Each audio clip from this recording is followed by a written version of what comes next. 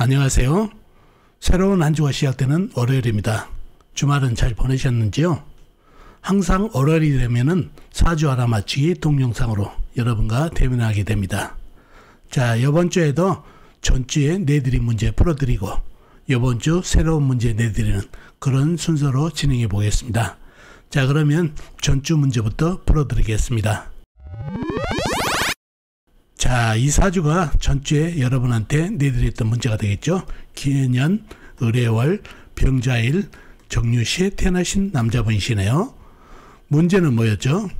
문제는 총 3가지였죠. 첫 번째, 이 사주 가장 강한 호행은 무엇인지, 사주에서 가장 강한 호행을 찾는 문제가 되겠습니다. 항상 얘기하지만 가장 강한 호행을 찾다 보면 사주의 형국이 잘 보이고 용신, 희신도 알 수가 있다는 얘기죠. 두 번째, 이 사주 희신은 무엇일까요? 운에서 오면 좋은 희신이 무엇인지를 묻는 문제가 되겠습니다. 마지막 3번째, 이 사주 소송 중인데 이민년 승소 가능한지, 이민년에 소송이 끝나는데 이민년에 승소가 가능한지 묻는 문제가 되겠습니다. 이렇게 3가지가 전주에 내드린 문제가 되겠습니다. 자, 그러면은 문제를 풀기 위해서 사주 형국을 파악해 봐야 알겠죠? 사주 형국을 파악하기 위해서 오행의 분포부터 알아보겠습니다. 먼저 일간이 4편부터요. 일간의 4편의 오행의 세력이 강하면 사주가 강해지고, 반대로 상대편 일간의 힘을 빼는 오행의 세력이 강하면 사주가 약해진다는 얘기죠. 자, 일간이 병화 큰 불로 태어났네요. 불의 4편은 비겁인 같은 불이나 불을 생해주는 땔감인 나무가 4편이 되겠습니다. 먼저 비겁인 불부터 찾아볼까요? 불은 시간의 정화 작은 불이 있습니다.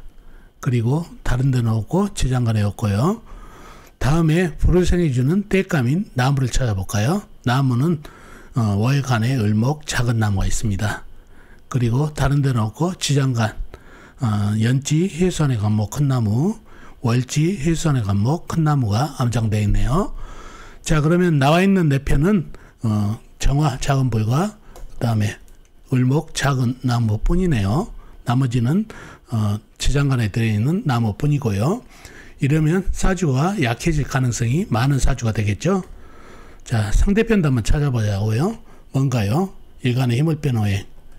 식상 일간이 생하면서 힘이 받고, 재성 일간이 극하면서 힘이 받고, 관성 일간인 날에 극하니까 일간이 힘이 약해지는 이 3가지가 상대편 오행이 되겠습니다.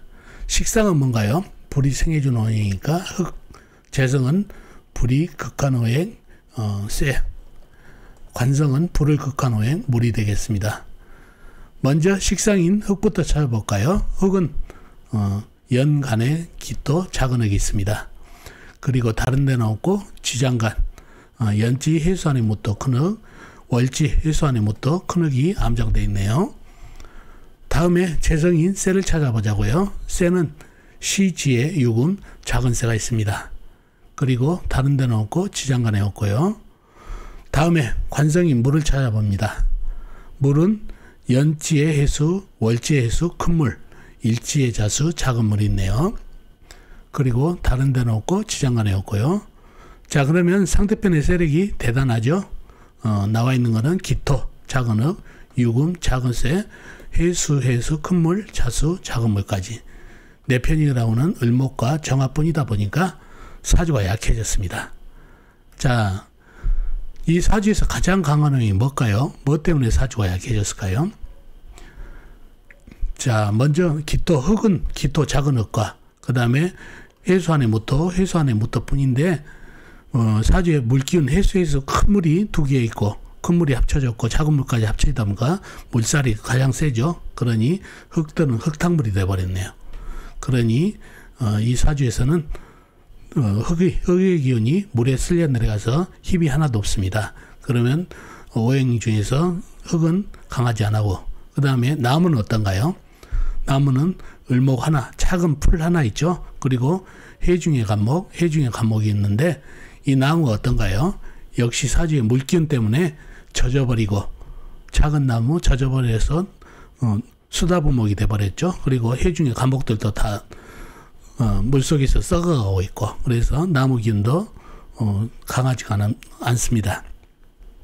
그 다음에 불기운은 어떤가요? 큰 불과 작은 불이 합쳐져 있는데 생해줄 땔감이 을목이 있다지만은 해중에 간목도 있지만은 다 품목되고 썩어버려서 젖은 나무 던져줘봐야 불에 던져줘봐야 타지 않는다는 얘기죠. 불기운이 상당히 약해졌습니다. 땔감이 없어서. 그리고 쇠 유금은 작은 쇠로 수다금 침 돼가지고 이 쇠기운이 많은 물에 퐁당 빠진 꼴이라 쇠기운도 강하지 않습니다. 바로 이 사주에서는 해수에서 큰 물, 작은 물이 합쳐진 물기운이 가장 강하네요. 그리고 강한 이유가 금생수는 안 되지만은 이 물을 막을 오행이 없죠. 예를 들어서 흙이 강하면은 물을 막아가지고 물기운이 좀 막아져가지고 작아질 텐데 흙은 전부 이 물기운, 강한 물기운에 의해서 흙탕물이 되어버렸죠. 그래서 막지 못하고 나무들은 이 강한 물기운에 의해서 다 썩고 있고 부목되고 있어서 막을 오행이 없습니다. 그러니 이 사주에서 가장 강한 오행은 물기운입니다. 그죠? 해수해수 큰 물과 작은 물이 합쳐진 물기운이 가장 강한 오행이네요. 자, 병화 일간 입장에서는 이 물기운이 관살이죠. 관살 맞은 사주가 됐네요. 그죠? 이 물을 막을 수 있는 오행이 없죠. 이 을목 가지고는 막는다는 것은 말도 안 되죠. 작은 나무기도 하고 이 강한 물에 의해서 오히려 젖어가지고 부목이 돼버렸다는 얘기죠. 그러니 이 강한 물을 막을 수가 없어서 관살 맞은 사주가 됐습니다. 그런 사주가 됐네요. 자, 그러면 영신은 뭔가요? 나무들이 있지만은 다 젖어가지고 젖은 나무 불에다 던져줘봐야 타지 않고 오히려 불을 꺼뜨리니까 안 되고 할 수 없이 정화로 용신을 삼아야 되겠죠. 용신이 너무 허약한 사주팔자입니다. 정화도 병화 큰 불도 자기 살기 바쁜데 정화도 작은 불이 오지고 하겠습니까? 작은 불도 자기 살기 바쁜 그런 용신이다 보니까 용신의 힘이 하나도 없습니다. 자, 희신은 뭔가요? 희신은 두 번째 문제였죠. 이거는 나중에 하기로 하고 그러면 약한 사주, 최약 사주까지 갔죠. 사주의 물기운, 관살 맞은 사주다 보니까 이 수생목도 안 되고 그러니까 최약 사주가 됐다는 얘기죠. 최약 사주가 됐고 용신은 정화. 첫 번째 문제, 이 사주에서 가장 강한 오행은 뭘까요? 물기운이라고 그랬죠.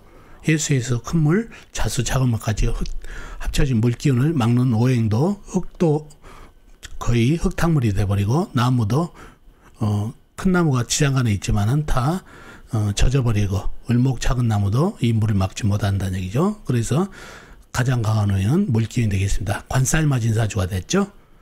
그래서 가장 부담스러운 상대편, 나를 극한 오행이 가장 강한 오행이기 때문에 사주가 약해졌네요. 두 번째 문제, 이 사주 희신은 뭔가요? 운에서 오면 좋은 거. 자, 운기를 볼 때 상당히 타이트하게 봐야 된다는 말씀을 자주 드렸어요. 이 사주의 물기운이 어느 정도 강하죠?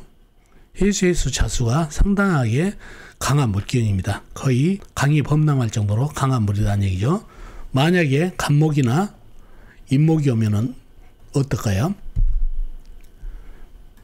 나무가 오게 되면은 수생목, 목생화로 이어지는 관인상승이 돼서 좋을 것 같지만은 이 물이 너무 강하죠.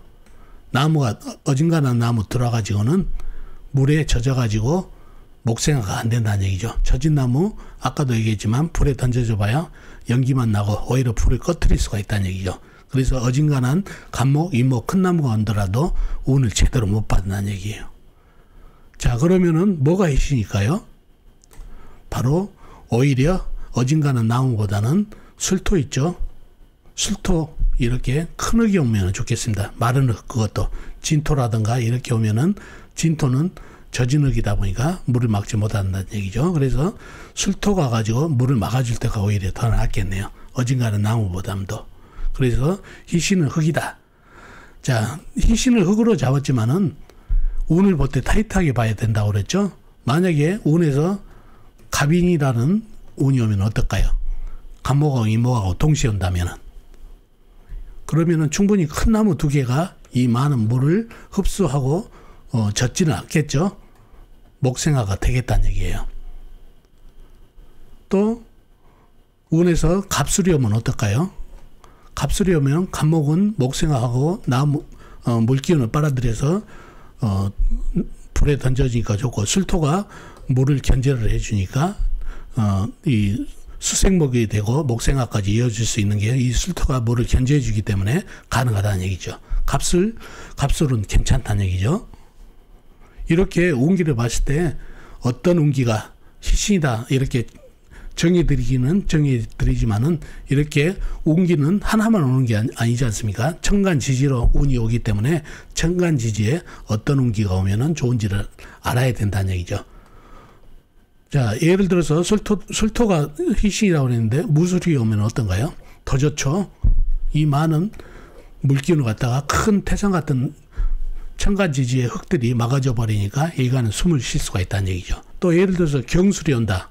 술토가 희신이라고 그랬는데 술토가 오긴 왔는데 경금하고 같이 온다는 얘기죠. 이럴 때는 안 좋죠. 왜 그런가요? 술토가 물을 막아주지만 큰 새가 금생수를 해버리기 때문에 물이 범람해져가지고 술토가 막는 게 허사가 돼버린다는 얘기죠. 그래서 물이 강해져서 좋지 않은 운기가 돼요. 그래서 운기 보는 법은 참 타이트하게 어떤 운이 왔을 때 좋은지 나쁜지를 잘 판단해야 된다는 얘기죠. 그죠? 그런 희신에 대해서 제가 말씀을 드렸습니다. 이렇게 운기는 타이트하게 봐야 된다. 어떤 운이 좋은지, 또 어떤 운이 희신이라고 그랬는데 천간에 어떤 오행이 오는지, 지지에 어떤 오행이 오는지에 따라서 희신이 퇴색될 수도 있다는 거 꼭 기억해 두시면 좋겠습니다. 다음 세 번째 문제, 마지막이죠. 이민년 지금 소송 중인데 이민년에 승소를 할 수 있는지 없는지. 자, 임목이 들어왔네요. 임목이 들어오면은, 하나만 들어오면은 어떻게 된가요? 나무가 젖어버린다 했죠? 목생화가 안 되는데 갑인이면 좋을 텐데 임수를 달고 왔네요. 임수가 하는 일이 뭐죠?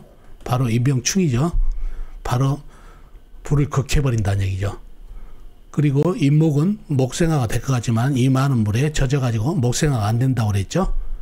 이렇게 운기가 같은 나무가 오더라도 물을 달고 오면 더 흉하다는 얘기죠. 사주의 가장 강한 오행을 사주의 병이죠. 어떻게 보면 병을 달고 올 때는 운기를 제대로 못 받는다는 얘기죠. 그래서 이민년 이분은 소송은 패할 수밖에 없겠죠.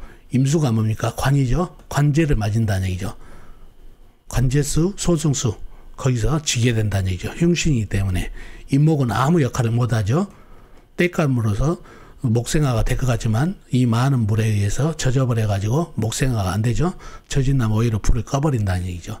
그래서 이민년 운기에서는 관살을 맞아 가지고 관제를 맞아 가지고 소송에 이길 수가 없습니다. 패소하고 관제수, 만약에 형사소송이면은 관제를 맞아서 구속되고 이런 일이 벌어질 수도 있다는 얘기죠. 그래서 이민년은 아주 흉한 운이 되겠습니다.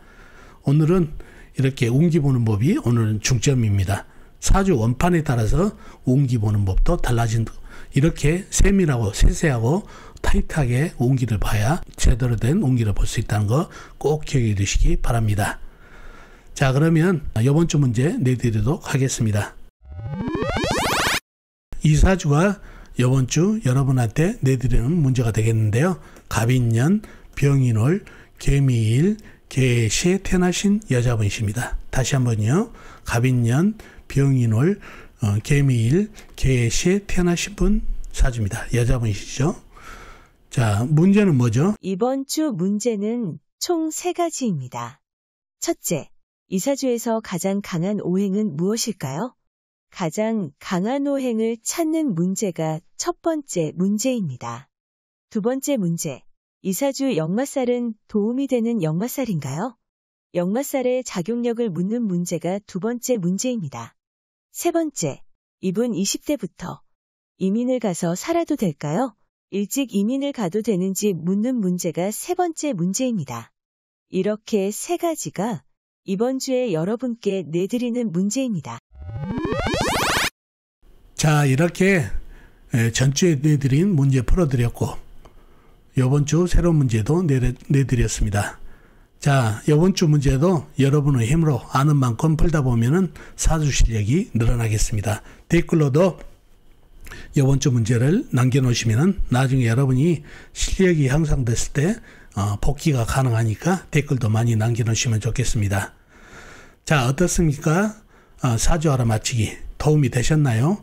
도움이 되셨으면 좋겠습니다. 그럼 다음 시간에 뵙도록 하겠습니다. 안녕히 계세요.